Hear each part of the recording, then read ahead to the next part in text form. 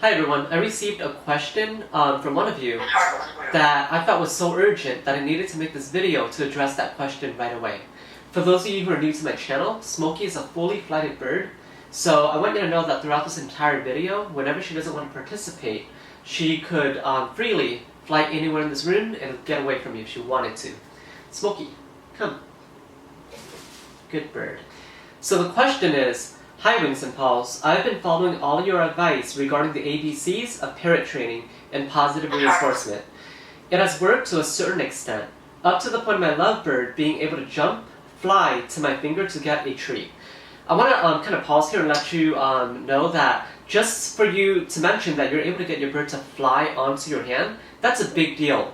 So to me, that shows that that's a huge progress that you really should be proud of because it takes a lot of work to get your bird to be able to do that. However, in general, it is still frightened of hands. Whenever I try to touch her, she doesn't hesitate to snap at me. It has been 2 to 3 months since I started, and the strategy has plateaued for a long time. I have always been inspired by positive reinforcement methods, but it hasn't helped me to be able to touch my lovey. What should I do now? I spoke to some expert, and this is the part, guys, that really scared me to the point that I felt like I had to make this video. What should I do now? I spoke to some expert, and he said he always used spraying water as punishment for negative behavior, and he has proof to show how it worked on all of his 60+ lovebirds. They love his hands. I'm at a loss. What should I do next? Okay, so I want to start off by just saying right away that if this person is spraying the bird with water to discourage that behavior, they're in no way an expert, because no bird expert and no behaviorist would ever suggest doing something like that to your bird or to any animal in that case. So before I even show you guys what I would do, I would just want to talk about, let's say, the ethics about it. First of all, I want to say that if you guys ever get training advice, or if somebody's telling you that a certain method of training worked for them, and it really calls into question your conscience, then you probably are right. You're probably better off not taking that advice. My whole YouTube channel is dedicated to providing people with free information on how I approach training that's based on behavior analysis. Now, I'm going to go off on a tangent here, but one of my biggest pet peeves are people who say that they've been owning birds or they've been keeping birds for 20 or 30+ years, so that makes them an expert. It doesn't. I've seen personally people who have just started keeping birds for maybe a year or so, but they have progressed so much further and have learned so much about training birds and about behavior than people who have kept birds for 20 or 30 years. So the number of years does not kind of dictate your level of experience with training. And obviously, if somebody is spraying their bird with water, they're no expert in the field to begin with. Just because a method works does not mean that it should be used. And to give you a more clear-cut idea of what I mean, I want you to imagine this. Let's imagine that there's a person that in their lifetime have experienced really traumatic events. And because of that, they're traumatized of loud noises. Now, if this is the case, would it be okay, I want you guys to ask yourself, would it be okay for me to take this person who's scared and traumatized of loud noises, strap him down onto a chair, keep him inside a room, and play loud music for an entire day, hoping and knowing that after that one day, he'll get over his fear of loud noises? Would that be ethical? I am certain all of you should probably, something in your head should go, wait, that doesn't sound right. I mean, it should probably make you think right away that there's no way that, that's even ethical or right. You know that something's wrong about that. But here's the problem. When it comes to training animals, it's not just birds, it also has to do with a lot of other animals that are trained. A lot of people think that the way to go about getting birds, for example, to overcome fear is to force them to be in the presence of that fearful stimulus so that over time they overcome it. But that doesn't necessarily work out the way that we want it to. I'll give you guys an example that you can probably relate to more. I'm a teacher, but I'm going to give you guys this example from my experience, not as a teacher, but from a student's perspective. Now, for a lot of you, I want you guys to imagine, sometime in your education, have you guys ever had a teacher who never notices the good things that you do? But every little thing that you do wrong, they always nitpick, and they kind of call you out on it all the time. Now, the problem is, eventually, for a kid who is always punished for every little thing that they do, that student, that learner develops what's called learned helplessness.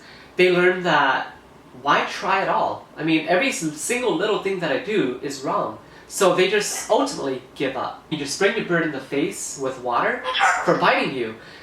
Eventually they're going to stop biting you, not because they've learned to overcome their fear of hands, but because they know that they can't escape from you. So they just ultimately give up. And for me, that's not the type of relationship that you really should be developing with your bird.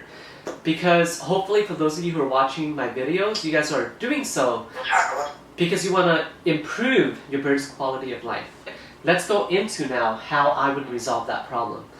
So to get your bird to overcome their fear of hands, there are two things that I would suggest you do. The first is ultimately trying to get your bird to accept head scratches. And the hard part is, first of all, trying to teach your bird to allow you to get your hands close enough to scratch their head. But once you're successful at just like scratching their head, they kind of get hooked on that, and they'll start begging you for more and more head scratches. What I'm going to use is to use an example of what I would do to train Smokey or sunflower seeds. Now, if you have a smaller bird, like a lovebird, then I would use spray millet. But any treats that your bird likes, that's what you want to use. So, you mentioned that your bird already comes to you when called onto your hand. So, use whatever treat your bird wants and simply just feed him. Now, you're probably thinking, how the heck does this even work? And here's the first thing I would recommend. For a bird that's not used to head scratches, eventually when you start feeding your bird, not only do you develop a better relationship with your bird, but now you can just, without any treats in your hand, just put it near your bird. Your bird is going to be curious about your hand and think, hey, where's the treat? So they might nibble on your finger a little bit. They might kind of search for the treat somewhere within your finger. And at that point, you can kind of maybe try scratching their head. Now, like I said earlier, the hard part is getting your hand close enough to your bird when you first try this. But once you are successful at scratching their head, it's like they all of a sudden realize, wow, this feels great. So they're always going to be begging you for head scratches after that. And head scratching is also called allopreening. So in the wild, birds within the same flock develop relationships with each other through allopreening. So they will scratch each other's heads, like you see me doing to Smokey here. You can also see that she really enjoys this because her head feathers are really fluffed up. Now obviously Smokey is already a trained bird, and she has no fear of hands. So if your lovebird or your bird has a fear of hands, this process is going to take a lot longer than what you see here. But ultimately, that's what you want to kind of work on every single day. Smokey, go back to perch. Good. The second thing that I would recommend to you is, aside from head scratches, if your goal is to be able to kind of touch your bird's back or to pet your bird, then here's what I would do. Use a treat. Good girl, Smokey. And next, if your bird is scared of hands, put your hand like this. Maybe even form a C if your bird is small, like a lovebird. I can't do that with Smokey, so I'm just going to hold my hand like this. And use the treat to get your bird to reach underneath your hand. Now, you don't want to force your hand on your bird, because that's going to make them even more scared. So instead, what you want to do is you want to entice your bird and convince your bird to come over to you. Now, if it's their choice to come over to you, then you're sure to always move at their own pace so that you don't accidentally and inadvertently scare them. Like that. And what I want to ultimately do is I want her to, in order to get the treat, have to have her head touch my hand. And what this is called counter conditioning. I'm counter conditioning Smokey to overcome her fear of my hand. So I do that by teaching her that whenever my hand is present, good things come.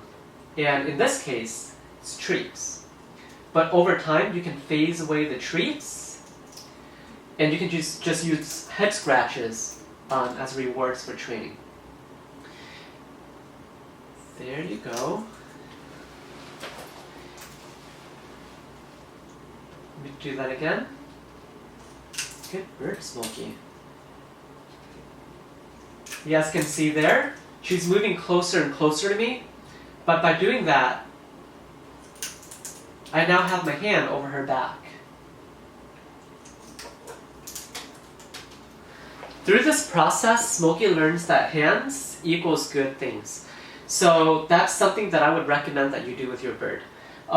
With the lovebird, I really think it might be more useful if you just form a C with your hand like that, and then hold the treat over on this side so that your bird has to maybe perch and climb onto your thumb in order to get the treat. By doing that, their back will be kind of rubbed against the top of your palm. So this way, they even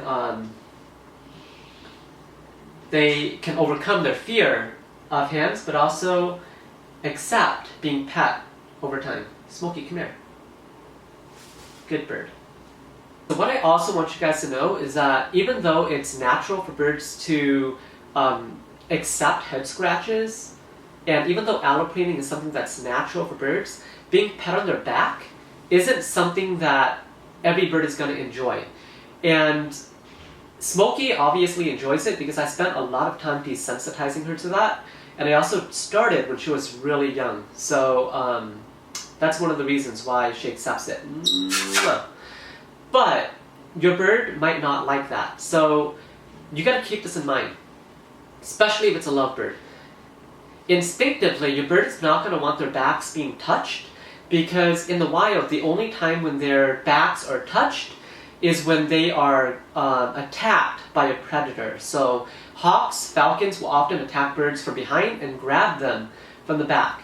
So that's why instinctively many birds are scared and are frightened when we touch their backs. I know that for humans, we tend to show affection to our pets by petting them, but to your bird, that could mean completely the opposite. I honestly think that if your bird accepts head scratches, you really don't need to push them to accept being pet. Lastly, I want to thank you guys for helping me to reach 50,000 subscribers on YouTube. Especially, I want to thank those of you who have followed me continuously throughout the last several years. And if you guys have a question, make sure you guys leave a comment in the comment section of my latest video. If you comment on one of my older videos, chances are I might not see those. But if you comment on my most recent video, then within the next week after the video is posted, I'll try to respond to all the comments. And thank you, and I'll see you guys all next time. Smokey, bye. Bye. Bye-bye. Good girl.